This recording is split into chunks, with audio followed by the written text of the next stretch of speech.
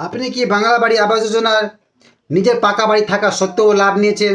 তাহলে কিন্তু আপনি ভাই সাবধান হয়ে যান, সতর্ক হয়ে যান, না হলে সরকারি নোটিশ আপনার বাড়িও আসতে পারে। তো আসসালামু আলাইকুম বন্ধুরা, আপনারা সবাই কেমন আছেন? আশা করি সবাই ভালো আছেন। আমি মোহাম্মদ সাজিউল শেখ। বাংলার বাড়ি আবাস যোজনা ভাই কি বলবো, আমাদের প্রাক্তন মুখ্যমন্ত্রী মমতা ব্যানার্জি জি তিনি যখন একটা নিজস্ব পোর্টাল নম্বর তৈরি করলেন, নিজস্ব পোর্টাল নম্বর বার করলেন, এই পোর্টাল নম্বরে যার যত সমস্যা হচ্ছে সেই সমস্যার কথা তুলে ধরবে।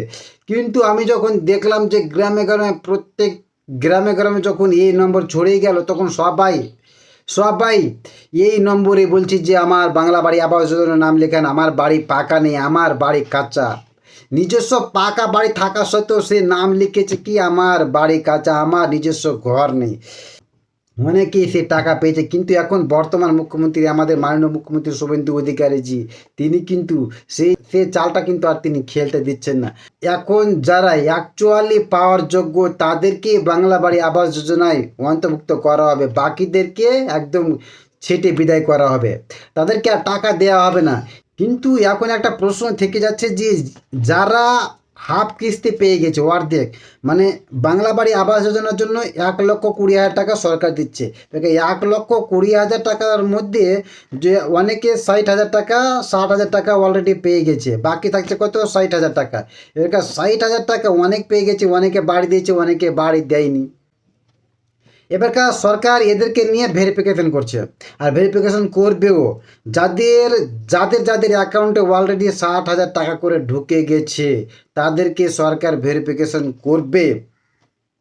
কারণ যে তাদের দেখবে যে তারা বাড়ি অ্যাকচুয়ালি দিয়েছে কি দেয়নি, এই ভেরিফিকেশন করবে। আর যারা এর বিগত আগে যারা অলরেডি টাকা নিয়ে নিয়েছে 1,20,000 টাকা, তাদের বাড়িও অনেকের নামে নোটিশ জারি করে দিয়েছে সরকার যে আপনি যে টাকাটা নিয়েছেন, আপনার 3তলা 4তলা বিল্ডিং, আপনার 3তলা বিল্ডিং থাকা সত্ত্বেও আপনি কেন 1,20,000 টাকা নিয়েছেন, আপনি সেই টাকা সুদ সমেত সেই টাকা আপনি ব্যাক দেন, নাহলে আপনাকে 3 মাসে জেল খাটতে হবে, আর এবং সেই টাকাও আপনাকে ফেরত দিতে হবে সুদ সহ।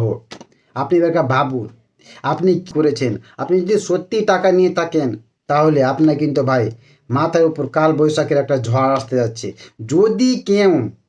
যদি কেউ এই কথাটা সরকারের কানে পৌঁছে দেয় যে আপনার পাকা বাড়ি আছে, বা আপনার পাকা বাড়ি থাকা সত্ত্বেও আপনি সরকারের কাছ থেকে টাকা নিয়েছেন, সেই টাকা নেওয়ার কারণে আপনাকে সুদ সমেত সেই টাকা ফেরত দিতে হবে, না হলে ভাই আপনাকে জেল খাটতে হবে। এবার আসি, যে সকল লোক অর্ধেক 60,000 টাকা নিয়ে নিয়েছে তাদেরকে বাড়ি দেখাতে হবে, বাড়ি না দেখালে তাদের কিস্তি ঢুকবে না। 60,000 টাকা তো ঢুকবেই না তাদের কিস্তি, আর বাকি 60,000 টাকা তাদেরকে সরকারকে ব্যাক দিতে হবে যদি তারা বাড়ি না দেখাতে পারে। এই জন্যই বলছি আপনারা যে টাকা নিয়েছেন যত সম্ভব পারেন আপনারা নিজস্ব এলাকায় বাড়ি দেখান। বাড়ি দেখাতে না পারলে ভাই আপনার উপর, আপনি হয়তো ভাবছেন যে আমি বাড়ি দেখাতে পাইনি, 60,000 টাকা নিয়ে নিলাম, এরপরে আমি আর 60,000 টাকা নেব না, এটা কিন্তু হবে না। আপনাকে হয় বাড়ি দেখাতে হবে, না হলে 60,000 টাকা আপনাকে সুদসহ ফেরত দিতে হবে। প্রত্যেক ব্লকে এখন অলরেডি 22টা ব্লকে সরকার পাঠিয়ে দিয়েছে, নোটিশ পাঠিয়ে দিয়েছে যে এই কাজগুলো এই এলাকা থেকে হচ্ছে। এবারকার যে এলাকাতে যে ব্লকগুলোতে এই নোটিশগুলো এসছে সেই ব্লকগুলোতেই অলরেডি নোটিশ পাঠানো শুরু করে দিয়েছে। যারা টাকা নিয়েছে এবং পাকা বাড়ি থাকা সত্ত্বেও টাকা নিয়েছে তাদের বাড়িতে অলরেডি নোটিশ চলে গেছে, এবং তাদেরকে টাকা ব্যাক দিতেই হবে। অনেকে বলছে যে আমরা টাকা পাবো কোথায়, আমি টাকা তো খরচ করে দিয়েছি। অনেকে বলছে যে আমি ঘর পাইনি, অনেকে বলছে যে আমি ঘর পেয়েছি কিন্তু এত টাকা দিয়েছি অমুক লক্ষ্যে, কিন্তু সবাই ফাঁসছে এই ব্যাপারটা নিয়ে।